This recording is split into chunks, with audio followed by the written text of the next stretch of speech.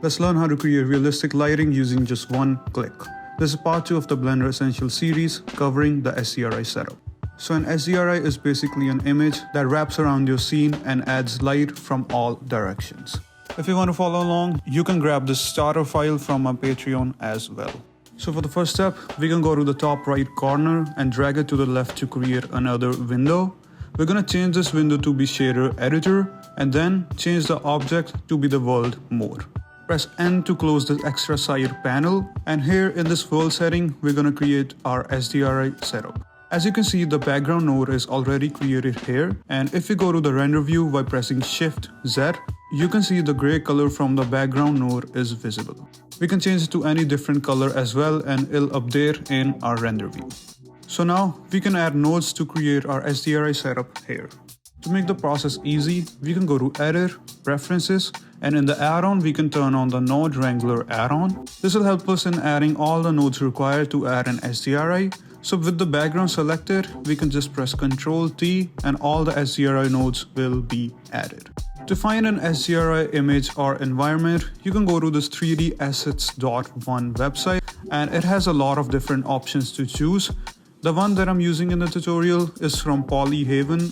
So download any HDRI that you like, and to add it, all you need to do is just press open in the environment texture and select the HDRI that you just downloaded. So an environment is created and our scene has realistic lighting from the HDRI. The sun is the brightest point of the HDRI, so it'll contribute the most amount of light. And as you can see in this example, different amount of lighting is contributed from different section of the HDRI. Now we can use the mapping node, and in the rotation, you can move it around to control where the light is coming from. Just play around with the X, Y, and Z axis of rotation, and with this, you can fine-tune the direction of the lighting. Now to make it look better, we can add two more things to our setup. So for the first one, we can press Shift A and search for RGB Curves node. We're gonna drop it between the environment and the background texture here.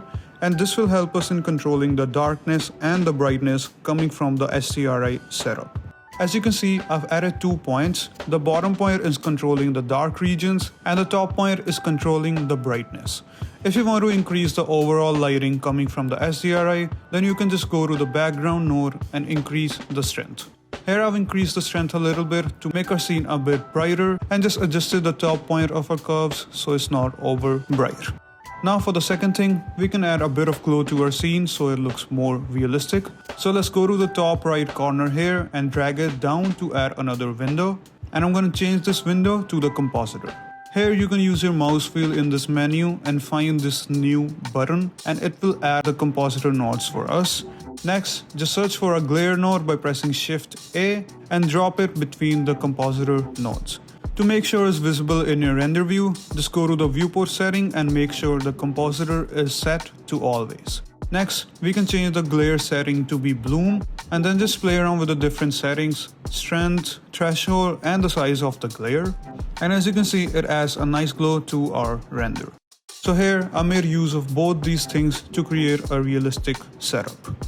Now finally, we can learn how to create variation using this HDRI setup. So all you need to do is go to the environment texture and press the file button to change it to any different HDRI that you like. Here I've changed the HDRI to a sky texture, and as you can see, it's creating a realistic environment already. You can change the HDRI with just one click to create a different vibe and realistic setup. Another way to create variation is using the RGB curves that we added earlier. You can switch between the individual RGB colors and just add more points and play around with the setting to create different lighting. This is more of a non-realistic look, helping in creating stylized and fun lighting. So this completes our tutorial. So if you found this video helpful, please like and subscribe, and I'll see you in the next one.